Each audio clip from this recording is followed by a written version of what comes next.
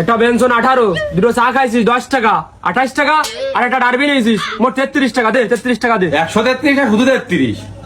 যা ভাঙটি টাকার কথা বলতা আমার কাছে কোবা না, জানাই তো আমি খুচরো টাকা নিয়ে বেড়াই না, ভারী ভারী লাগে, পরিমাণে বেশি ডিস্টার্ব হয় কান্তি মান্তি। আর খুচরো টাকা ফেরত দিলে তো আমি 17,000 নিয়ে নে। কি রে বন্ধু, আর মানি ব্যাগ করে গেল? মানি ব্যাগ তো মাথায় ছিল, মানি ব্যাগ করে গেল? এর নতুন কি?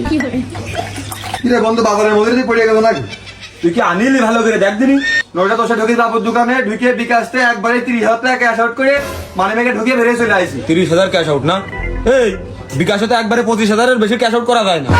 ওরা যায় কিটা ফেস যায় না। ওই আমার আবার অতিরিক্ত একাধিক পরিমাণ টাকা লেনদেন করতে হয় তো, তাই কিছু ঘুষ ঘাস দিয়ে দালাল ধরে ভিআইপি অ্যাকাউন্ট মারাই নিছি। আমার অ্যাকাউন্টে একবারে 1.5-2 লাখ ক্যাশ আউট করা যায়।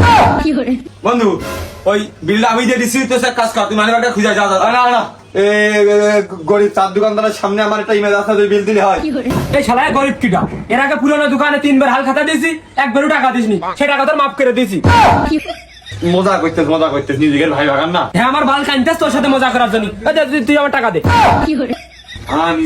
ভাই এই যে আপনার মানি ব্যাগ বিকাশের দোকানে লোড দিয়ে 20 টাকা বাকি গিয়ে থাকেছেন, আর মানি ব্যাগ খুলে থাকেছেন। এই তো মানি ব্যাগ, দেখি টাকা পয়সা ঠিকঠাক আছে নাকি?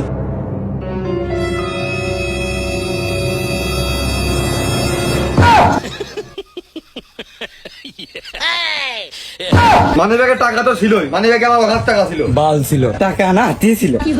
ওরে স্বপ্ন।